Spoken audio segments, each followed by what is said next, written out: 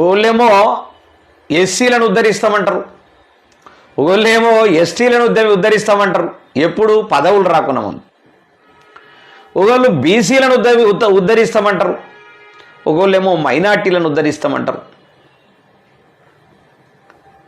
ఒకళ్ళేమో ఓసీలను ఉద్ధరిస్తామంటారు. ఇట్లా రకరకాలుగా అబద్ధాలు చెప్పుకుంటా, ప్రజలను మోసం చేసుకుంటా, అసెంబ్లీలో అంత పవిత్రమైనటువంటి అసెంబ్లీలో అబద్ధాలు చెప్పుకుంటా, దాన్ని పొల్యూట్ చేసుకుంటా ఇలా బతుకుతున్న రాజకీయ నాయకుల మీద యుద్ధం, పోరాటం మన ప్రజా అసెంబ్లీ.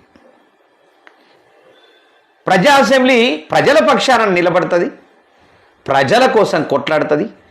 వీళ్ళు చేస్తున్నటువంటి అబద్ధపు మాటల్ని ప్రజలకు చాలా